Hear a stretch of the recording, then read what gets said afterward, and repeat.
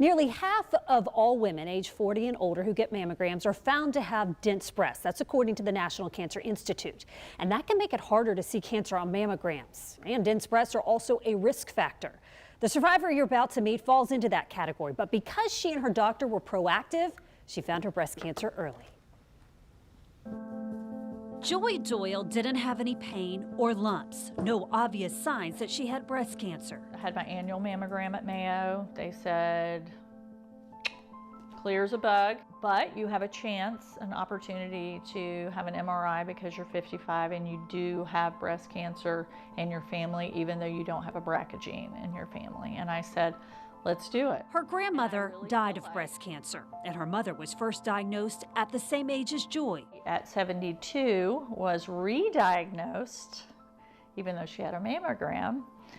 She had a rash in her incision. We went to Mayo, and she was stage 4 and given 2 years to live. The day after Joy celebrated her 36th wedding anniversary this past March, she had a biopsy out of an abundance of caution because of what doctors saw in her MRI. She shared what came next at a recent Real Men Wear Pink fundraiser. And then the call. The call was, you have cancer. It's malignant. The biopsy revealed she had stage 1 breast cancer. For years I've said, when that time came, if it ever did, I would have a double mastectomy. I would not spend the rest of my life anxious about breast cancer. Within a matter of weeks, she underwent surgery. From my faith perspective, the body of my church at 1122 gathered around and prayed over me the night before I had surgery, and I believe they've carried me. The cancer had not spread, so she did not need chemo or radiation.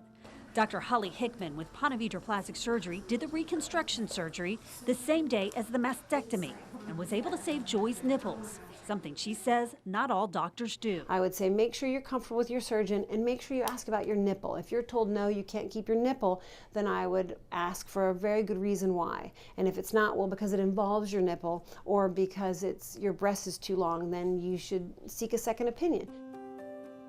Joy is grateful for her doctors and credits her faith and her family and friends with loving her through this journey. I don't consider myself a vain person, but when that is removed and then there's lots of scars, you know, and you spend a lot of time in bed just thinking and resting and all the things, there's an emotional component that I think I know I missed prior to that. Now, 7 months post-diagnosis, she has good news to share. Because Joy caught her cancer early, her prognosis is fantastic. Full life ahead. Yeah, it really is, and that's why early detection matters. Her advice for her daughters, granddaughters, and all women: listen to your body. Really spend time kind of head to toe thinking, do I feel like me? Because I can look back and tell you, I didn't really feel like me for a couple of months. I couldn't put my finger on it.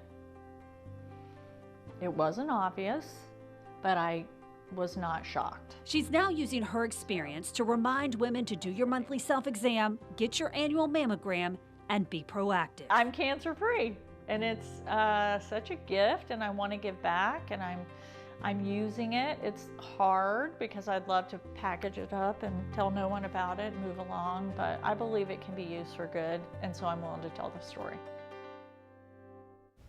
And as for Joy's mom, who was told she had just 2 years to live, that was 8 years ago. Her mom just celebrated her 80th birthday.